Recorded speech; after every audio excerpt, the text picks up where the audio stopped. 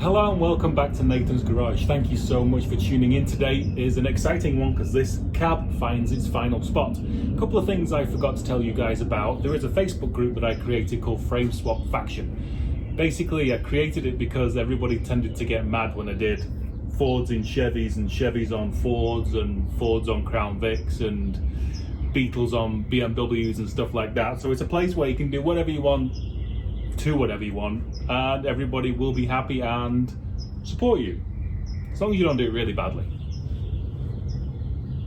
So if you want to join the group, there are 3 questions at the beginning. If you don't answer the questions, it looks like you're a bot and it won't let you in, so you have to answer the questions. And there's 3. 1, 2, 3. Now that I'm getting back into the filming flow a little bit more and getting a bit more organized, Patreon members will be getting videos a day before. They'll be getting extra videos and also extra pics and whatever else I can think of. I'm also going to be doing the membership on YouTube as well. So those 2 are going to run parallel side by side. If one goes much bigger than the other, then I'll probably just move over to one platform, but it's going to be 2 for now. There's another plane already. How much busier can Burbank get? Other things I'm looking into also is affiliate links for products that I use that you can go and purchase through my link, and I can earn a bit of commission off.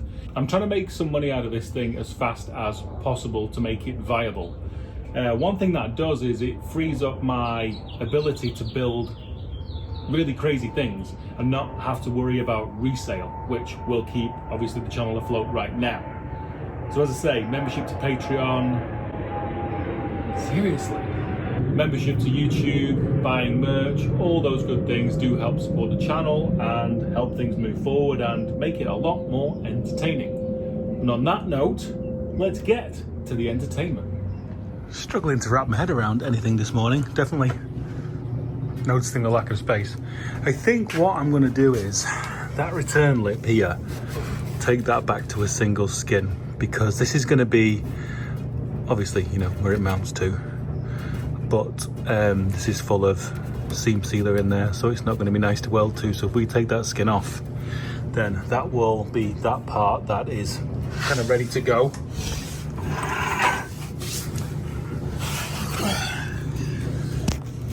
And then what I've done a couple times with these now is kind of run a bar across the lowest point of the chassis all the way across, get the car perfectly level, then get this cab on those kind of like crossbars, and then shim it so that the cab's perfectly level as well, and then all I've got to worry about is front to back with wheel gaps. Well, that was a rather emotional trip down memory lane. So just clearing out the side here, because it's always been full of crap and all sorts of stuff, and me trying to find out what steel I've got, I figured there's probably going to be some down there. Look at that, I found quite a bit of Mott metal. The only steel that I have left that is strong enough and long enough is the last part of the Mott's gantry, which is that. So I think that is about to get repurposed. This is probably a good time to show, if you're ever doing like welding around the firewall, you've got anything double skinned, it's usually got some schmutz in the middle of it. Weld does not like that being mixed in with the weld, so it tends to go snap, crackle, pop. Also, look, a little bit of corrosion in there as well. Yeah, so taking this to a single skin, so that means this is going to come off as well. I've got to figure out what that support is over there, because I don't know what that is right now. But this is just going to leave this vertical firewall all the way along. Well, as ever, we have schedules and doesn't really go to plan. So this is a second skin here for the stuff that was down there that was holding the top of the brake pedal. So just got this centerpiece to get out now, and a wire wheel, and that's good. And then we're just got to finish off all the unpicking down there, and then we're fully prepared for touchdown. One thing's very interesting is you can actually see between this seam here. No wonder these things like leaked and rusted. I want to run weld like all the way down there, down that whole seam. This thing's like a sieve. It's got holes everywhere. Wire wheel, flapper wheel. Game on. Today's been one of those days that did not go as I thought it would go. It's been valuable and needed to be done, but again was one of those days where if you looked at the truck from 10 feet away, it'd look like nothing had changed, but it was a lot of work. Let me show you. There we go. So we purely have a firewall, nothing else but a firewall, all drilled, unspot welded and ready to go. We prepped all the underneath of there because obviously that's going to be the contact point for the firewall. That's done. There's a huge gap here going inside, and I don't know, I got a bit weld happy and thought, why not I just join them together? So I did. So I've done a hole there, joined that together there. We got the second skin off the bottom of the sill. That's all off now. So then we're just gonna get this second skin off tomorrow at the top, that bit there. And then we can really start. Well, I do want to weld on this cross beam so the truck can sit on a cross beam on the bottom of that chassis leg. So that shouldn't take too long tomorrow, and then we really should be positioning the cab tomorrow. Game on. The last of the spot weld drilling has been done. Look at those nice flat panels to mount to. As I say, that's always what I look for. And the last part of the Mott's gantry is going to be put to use now. We have this tape measure underneath. So I want it that wide. I want two of these, that wide. And just past the sill on this side as well. So whatever about there. Going to put two, one going across there, one going across towards the back of the cab. And then the cab will sit on those crossbars, and I'll shim it so it's exactly in the same plane as the frame. And then the cab can move around. Got to try the heater box in because it's definitely going to be having a conversation up here with this part of the cab, and we'll definitely have to figure that out. So let's get choppity chopping. This is what I'm talking about when I'm talking about putting bars across the bottom of the chassis so that the sill plates, or the rockers shall we say, can rest on top of here. Now, as you can see, that one's slightly lower because the lower strengthening bars, or whatever you'd call them, are slightly lower than the extra chassis rails that I put in. So I can shim the cab so it's on exactly the same plane as the frame itself. That shows you the front. That's not perfectly straight, but we can shim it a little bit and to get the actual cab itself perfectly right. But it's not straight as I hoped it would be, but it'll work. So there you go. The cab is now sat on those cross beams. So like I said, the back one, we're going to be shimming it up. I don't know if you can see it there, but it does go down slightly compared to the front.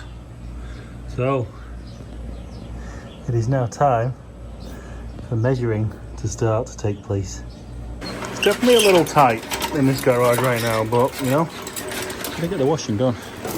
But yeah, definitely a little tight.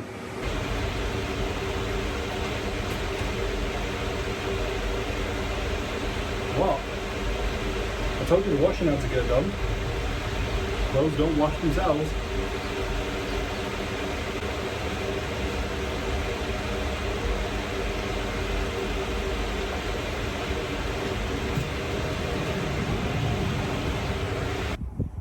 Where are we at? Right, the cab is on those cross braces, so it's not touching anywhere. It's close, but it's not actually touching. If you see around the firewall area there, nothing is actually resting. It's all on, the weight's all on these crossbars. Now, the two closest points are the bottom of the A-pillar. Now this sill rocker definitely heads that way, so there may be a little bit of a twist on the actual cab itself, but also this rocket is new, so as to how that went on, it looks pretty good on this side. So I'm just wondering if that one possibly welding heat may have twisted in. So we'll have to possibly do some cross measurements from A pillar to B pillar somehow to see if they are the same, see if there's any twist on it. But I think we're really close. I mean, side to side, it's got to be, because it's there and the other side's the same. So,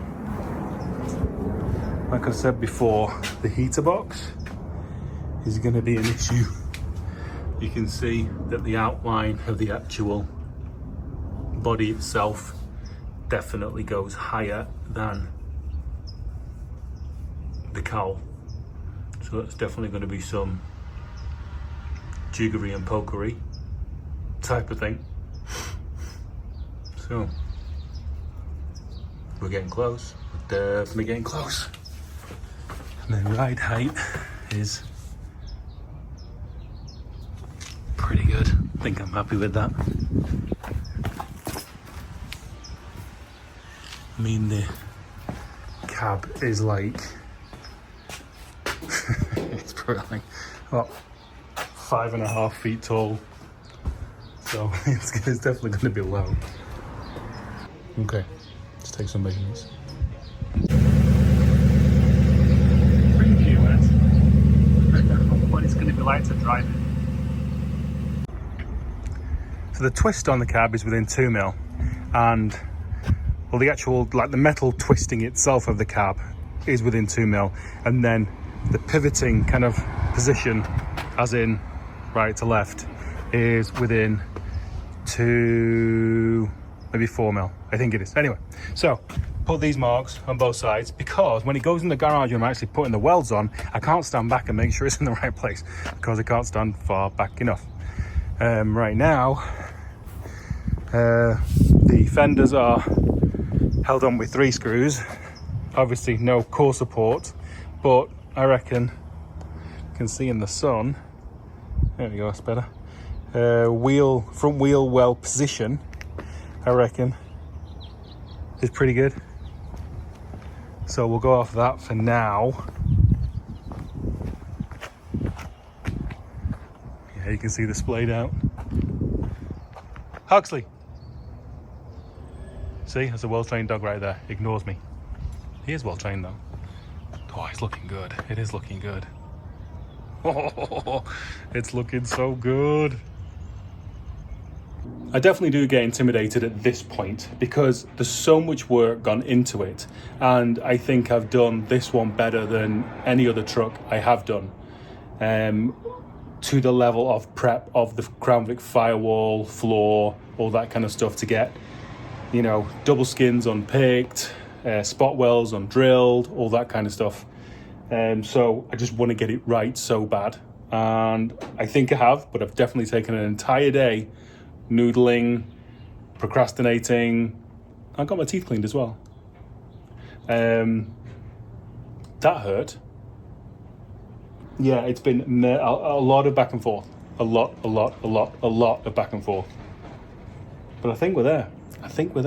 With these lines, we can, say, get it exactly square on the Vic. Very happy. Happy days.